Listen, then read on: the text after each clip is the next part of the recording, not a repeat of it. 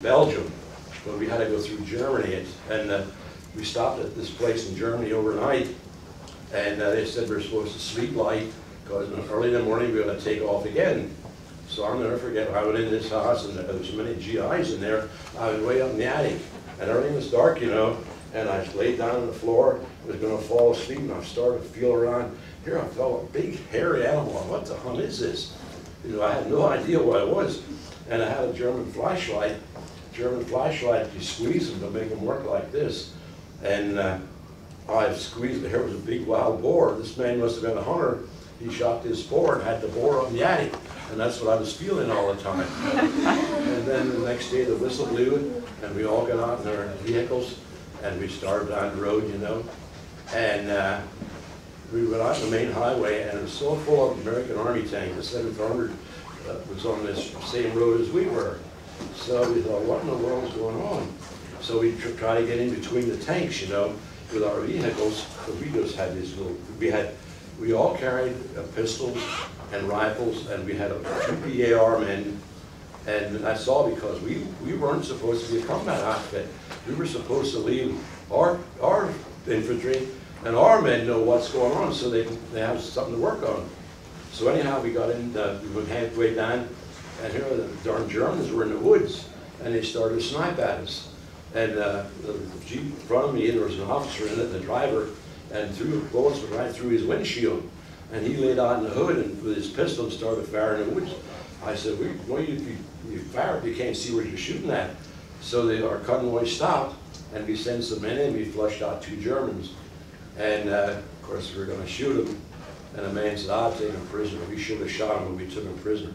Well, anyhow, we got in this little town called Malmedy, Belgium. And we got into Malmedy, and we had what we call a road marker. Now, when we all went on a convoy, you always send so many fellows ahead, so when you get to a certain place you're supposed to turn, they'd be there directing traffic, tell you which way to go. Because we see our outfit had our name on its bumper, and you get so familiar with your vehicles and your drivers, you know everybody. So we were going to turn left, and the colonel came out, the engineer colonel came out in Malmedy. He said to our officer, he said, where are you going? He said, we're going up this way. He said, we're supposed to go to Bastogne. And this officer said, well, for goodness sake, don't go up there.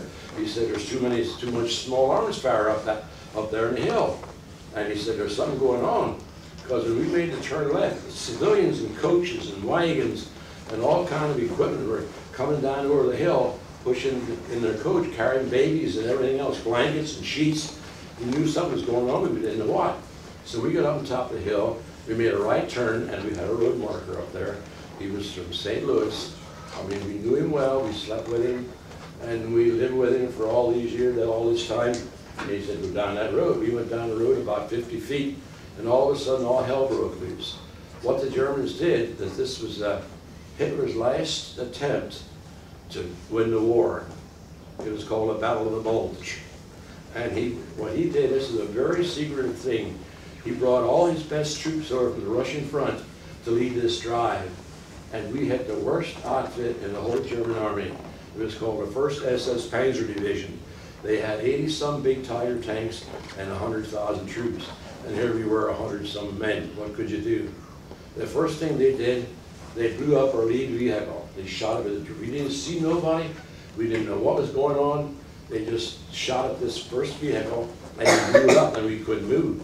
And there was one house in that whole road, and I was right in front of that house. And over here was a Jeep with an officer and a driver, and they hit that Jeep with an MD-88.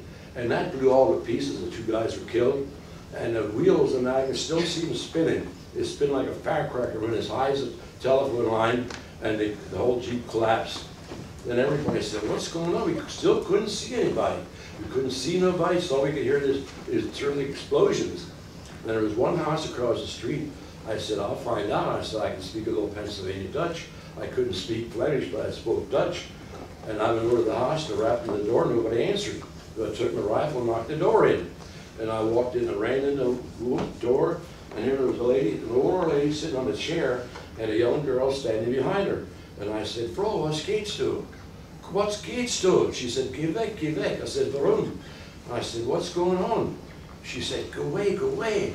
Then I said, why? She said, the place is full of Germans. She said, the Bush drin. I said, boss? She said, they're here. I said, where? She said, there's even some upstairs. Well, when I got out again, there was about 15 of my fellows, my buddies, staying there, waiting to find out what's going on. Then I said, hey, you guys, but in the meantime, if we take German prisoners, we take their equipment, because they had better equipment than we did.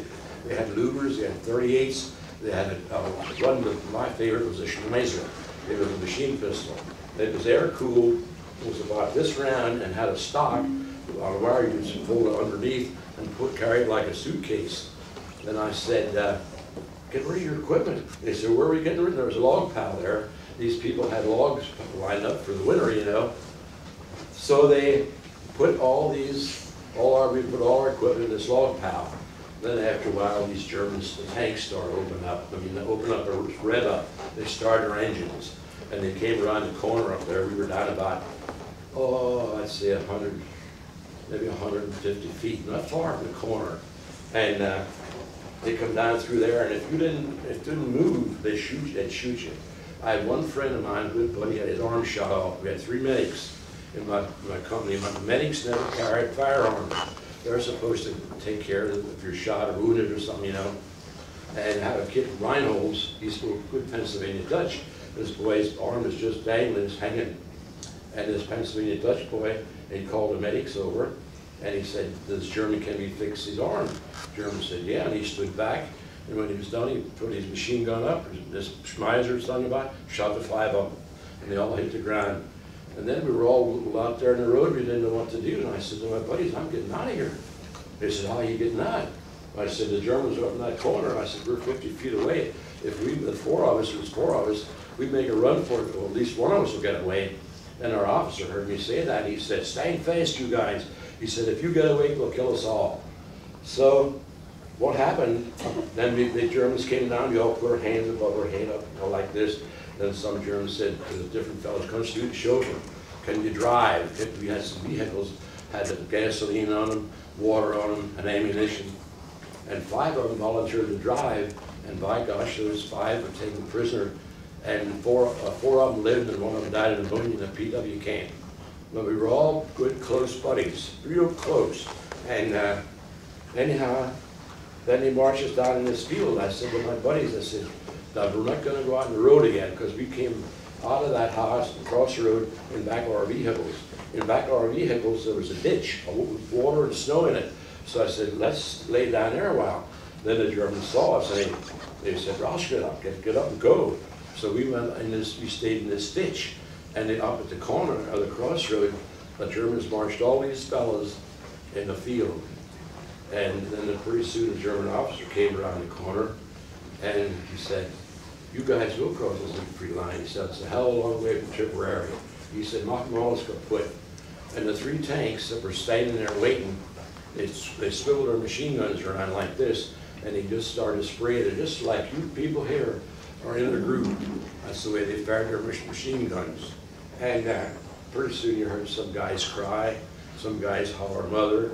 I mean, it was an awful thing. And we stayed about 20 feet away from the Crossroad, the 4 of us. Then they were done firing, done shooting, and I heard someone say, is anybody living? Is anybody living? And some guy would say, yeah, yeah. Then he said, well, let's make a break for that house. There was a house across the other corner. About 12 guys ran in that house, and the Germans saw him go in. My friend from Montjoy, he was one that did that. He ran in the house, but he had enough foresight. He ran through the house and hid in the manure pile, so dark. And he's got away. He's the only one of my buddies that's still living anymore. And the other guys, the other 10 or 11, they come out the house, and the Germans, what they did, they threw flamethrowers in the front door. When they come down, they machine gunned them down. And when they were done firing, then they come around and kicked them in the groin or kicked them in the head. And if they moved or grunted, they shot them in the head. And I had a buddy from Allentown, his name was Kenny Kingston. He had his helmet on. This is the helmet we used. This we used to wash and everything. Anyhow, I had his helmet on, and when his head hit the ground, the helmet went in front of him. and the German shot him 3 times in the helmet. He had 3 cruises in his head, and he still lived. Well, anyhow, then finally, those 3 tanks took off. Then I said to my buddies, I said, "You still living?" He said, "Yeah." I said, "Well, let's go." He said, "Where are you going?" I said, "You see those trees back here? I'm going to run for those trees." And then he said, "Well, you lead the way and go follow you. A kid from Wilkes-Barre, a kid from Bellefonte, a kid from Washington, D.C., and me." And I knew them all with their first names. We were all good buddies. So I got up first and they started to run. Then 2 more tanks came around the corner and they opened up a machine gun fire. And they were all tracer bullets. The tracer bullets, it's like you take a rope and paint it red and throw it through the ground. You're bouncing all around the legs, the feet, and everywhere. But then they hit the ground. Well, I thought they hit the ground so they wouldn't get shot. Then I thought I better hit the ground, and snow on the ground. And I went back to them, and here there were 3 of them were dead. Then I made my way to the woods, and then those 2 went. I made my way to the woods, and I crawled into the woods, and I thought, where am I? What can I do? It was a strange country. I had no rifle, I had no helmet, so all I had on was a field jacket and a knit sweater and a knit cap. And I had no combat boots. We didn't have combat boots. We wore boots with leggings. And I went in this woods, and I lay there for a while, you know, and I could hear the German tanks going up the road, you know, right close to the tank. On the well, I'll go through this woods here, maybe I get away. And when I went up the road, there was a crossroad, and here the Germans were going down that way. So I don't know what to do, how I can get away here. So then I crawled back again, and I stayed there all night. I just laid there in the woods and sat there, didn't sleep, didn't know what to do. So before it was dawn, I walked back to the field where we were, where the massacre took place. And I went along the wood line, and I saw some big pine trees. And these pine trees, someone were evidently cutting them down for lumber, and it had stumps. And I sat in the stump then for 2 days. And it was snowing, it was cold, it was 40, 50 degrees below zero. My legs froze, my feet froze, and I didn't know what in the world to do.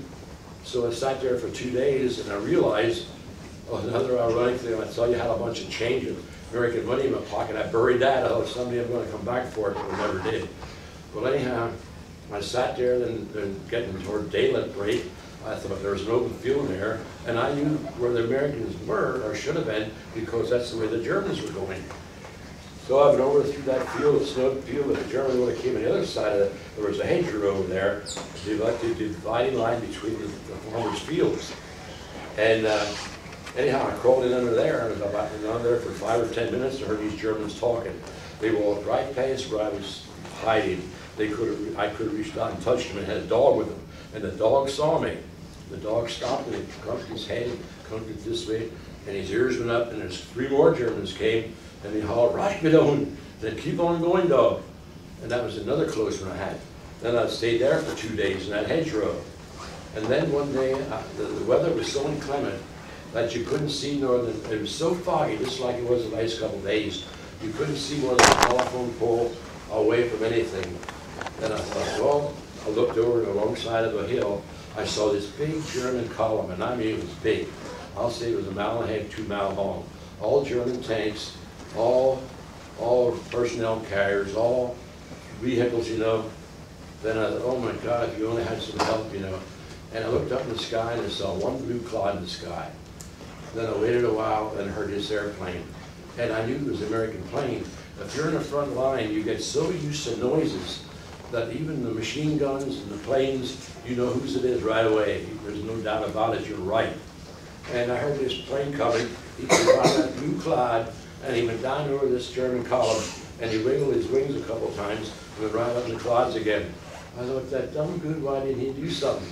About 3/4 of an hour, he came back with 42 P-47 Thunderbolts. They each had a bomb in each wing, each wing, and they had 550 caliber machine guns to defuse it, you know. Well, the guy that found them first, he went back for help. And he brought 42 of them, and you should have seen that. I was like sitting in the movie just watching them. And they came down and they bombed this column, and they machine gunned it, and they knocked out the whole German column. They were on their way to Bastogne. And I waited there, and they used to make a turn, and they'd come up where I was hiding, and I used to wave to them, and I'd stand up, and a couple of guys waved to me, but I guess they knew who the heck I was. So anyhow, that night I decided I'm going to go down the valley and go up the next hill because I know the Americans are down there somewhere, because my mortar shells and our artillery shells were starting to hit the snow where I was hiding. But my feet hurt so terrible I could hardly move. I used to take the shoes off and put my feet in the snow so I could move. So anyhow, then I got up down a hill, and I was going up another hill that hit underneath the root of a tree. I didn't have no idea where I was. I was all by myself, and after a while I heard these tanks on me again. I thought, oh my God, here come more German tanks. Then I waited until just about dark, and I looked up and I could see there was still another tanks, and I saw the turrets were round, and the Germans were flat. They had the big Tigers, and we had the Shermans, and the light tanks, and the medium tanks, you know. And they stopped. There was 3 tanks on the American half-track, and they stopped and showed off their engine right above where I was hiding. I thought, well, this is the only chance I have. I'm going to see if I could get their attention. So I stood up, and I hollered, help me, help me. And I didn't show him a face, though. And then he said, where are you? I said, I'm down over this bank. They said, come out, your hands above your head. And then I said, well, I don't know if I can make it. It's so steep. Listen, we'll give you a little time. And I finally grabbed some saplings and crawled myself up. And I'm up near the tank, and he said, halt! He said, what are you doing out here? I said, I'm trying to find my way back to the lines. He said, where are you from? I said, Pennsylvania. He said, where? I said, Lancaster. He said, come closer. And he said to me, what's the capital of Pennsylvania? I said, Harrisburg. He said, what's the password? I said, I don't know. I said, last week it was stripped and the coastline is seized. Well, he said, today it's banana peel. Oh, I didn't know that. So he said, come up closer. And I went up. He said, let me see the dog tags. And I was so shaky I couldn't get them out. He said, come up here in the tank. And then another guy came out of that tank, and he crawled halfway out of the turret on the track. And after a while, they had me under the arms and threw me in the tank head first.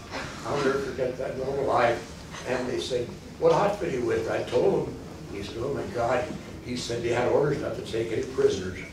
American uniforms. I see what the Germans did. They took the uniforms off our POWs, prisoners of war, and started this drive. They changed all the road signs and everything, so we wouldn't know where they're at. Well, anyhow, they took me. They said, we'll take you in. And they went in the field, these 3 tanks, and the whole way in had all trees behind, you know, had daisy chain lines in the street and the roads. And they took me in and they started interrogating me. And they had big maps on the wall of the Americans, you know. And this one guy came over, stood right in front of me, and he didn't move. He said, where are you from? I said, what do you mean? He said, what,